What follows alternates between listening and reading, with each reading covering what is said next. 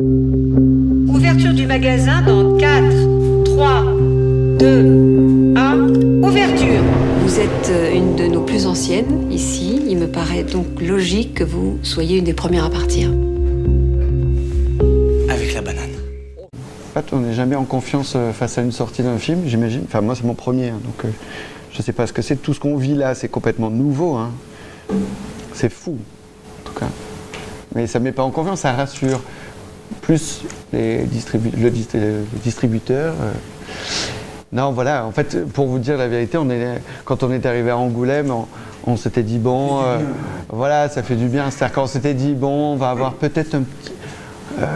peut-être ce serait bien d'avoir un petit papier, peut-être que les journalistes parlent un peu de nous, mais pas beaucoup, enfin voilà un petit truc, un petit... Voilà, et puis c'est vrai que ça a été... et le public et la presse a été avec nous, et je en remercie. Voilà, et Dominique, il dit ça. Dominique et Besnéard, il dit c'est le festival du public. Donc, nous qui avons eu voilà, ce prix-là, mais je vous avoue que franchement, pendant... Pardon. Bonsoir. Bonsoir, vous avez tourné dans le... Bonsoir. Je savais pas, je croyais que c'était ça, du coup. Oui, non, mais je suis venu pour un autre film. Allez-y, je vous écoute parce que... Non, mais en gros, voilà, on a cette statuette-là, et puis en fait, on a l'impression que tout va changer.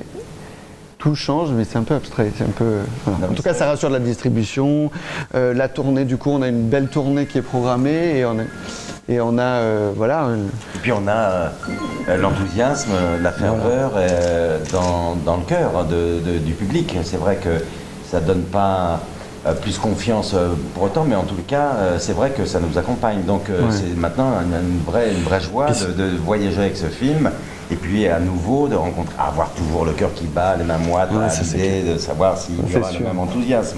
Mais en tous les cas, on porte ça au fur et à mesure de... De toute façon, chaque salle qu'on fait, il y a beaucoup d'enthousiasme et beaucoup. Oui. Voilà, donc ça nous fait plaisir à chaque fois.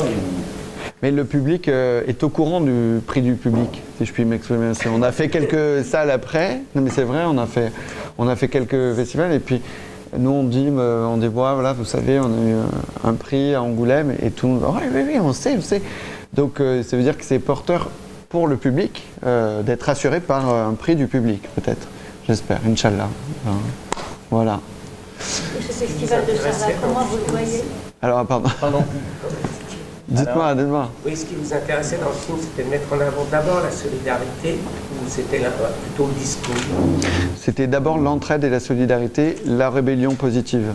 Des gens qui prennent leur destin en main, ça c'est important. Des gens qui décident de dire non à un système pour quelque chose qu'ils espèrent mieux. Voilà.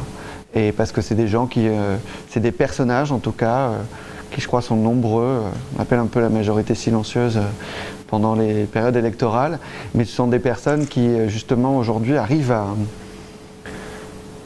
se prendre en main.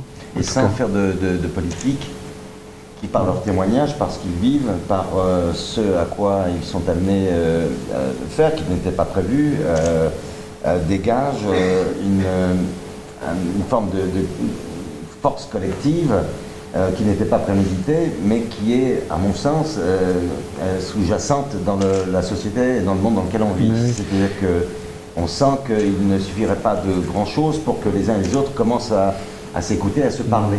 Et c'est ça. On est tous ravagés par une crise financière qui nous ravage tous, qui nous pousse à l'individualisme, à l'égocentrisme, à rester planqués chez nous, etc. Et en fait, ce film démontre autre chose. Il y a aussi les conséquences de cette crise financière. Une des conséquences peut être positive. Et je crois que l'entraide et la solidarité, ça en fait partie. On se fait virer, en plus faut sourire. Alors soit on se couche, soit on se bat. On va se battre, non? Annonce la couleur. Ce discount, c'est une mine d'or. Imaginez qu'on puisse prendre de la marchandise pour créer notre magasin. Notre discount à nous. Tu veux qu'on vole? Non, mais j'ai pas dit voler, j'ai dit prendre. À la confiance en soi, parce que c'est des personnages qui se révèlent aussi, chacun. Chacun apprend, chaque personnage, le personnage de Gilles apprend du parcours qui combat, il apprend aussi à aimer. Hein. Oui. Mais voilà, et puis... non, mais voilà, chaque personnage apprend de cette histoire et voilà. Oui, c'est des gens qui vont se transcender, pas que pour eux, mais aussi pour les autres. C'est-à-dire que Et ils vont l'apprendre aussi, ils vont apprendre que... moi je crois pas aussi... Enfin quand tu dis ça, pardon, je rebondis sur la poussée, c'est des personnages. Ce qui est profondément humain, c'est d'être dans la survie.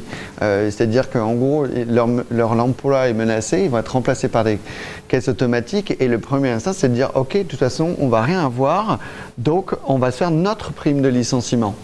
Et ça, c'est une pulsion qui est humaine, hein, qui est de dire bon, bah ok, mais on me donne rien, je prends.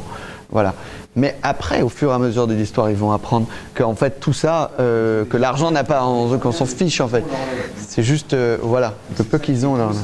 Réellement, oui, ils se battent pour l'essentiel, oui, pour la dignité qu'il leur est due. Parce que ce ne sont pas des gens en marge qui profitent d'un système. C'est des travailleurs, c'est des gens honnêtes, Ouais, c'est des travailleurs. droits. C'est des gens courageux, c'est des gens, voilà, mais qui vont être contraints à un moment donné de se retrouver dans une situation où, oui, ils vont franchir un petit peu la ligne, mais encore une fois, pas forcément pour eux-mêmes. C'est-à-dire que, et en même temps, si peut-être un peu, mais en même temps, ce qui est formidable, c'est que ça dégage quelque chose de collectif. C'est-à-dire que, vous voyez, être héros, c'est pas forcément réfléchir. Écrire ce qu'on va faire pour que ça soit très joli, ça vient d'instinct, ça vient... d'un sentiment de justice. Ouais, exactement. Et ils ont envie d'aller, ils pensent que c'est juste ce qu'ils font. Voilà. Et alors comment vous avez eu l'idée du film concrètement? Alors concrètement, il y a eu plusieurs choses. Il y a eu déjà l'envie de faire un film, encore une fois, sur l'entraide, sur la rébellion positive. J'appuie ça parce que c'est très important ce mot en fait. Moi, quand je suis donc un fanatique de cette crise financière de manière positive, j'ai un peu répondu avant, mais ça peut.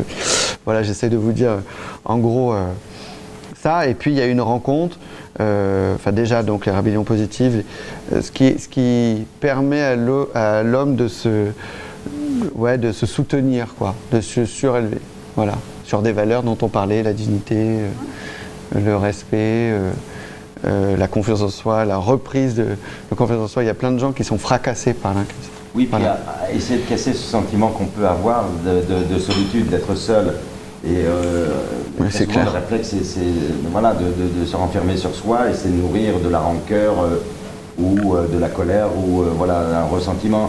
Là, ce que j'aime, c'est qu'ils vont réapprendre à se parler, à communiquer, à rencontrer les autres aussi.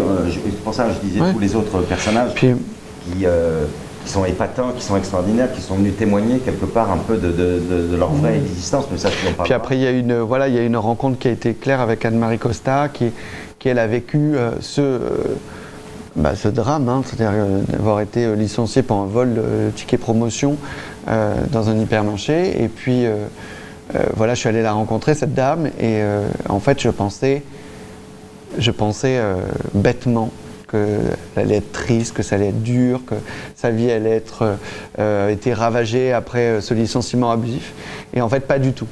En fait, pas du tout. Cette dame, elle a un enfant à charge et en fait, elle vit. Et elle vit de manière extrêmement positive, avec une beauté qui est folle, avec énormément d'humour, avec voilà, cet instinct de beauté. Et elle a reçu, des lettres de soutien, parce que ça a été médiatisé cette histoire, elle a reçu des lettres de soutien, des gens qui ont envoyé des lettres en disant venez, je vous invite en vacances.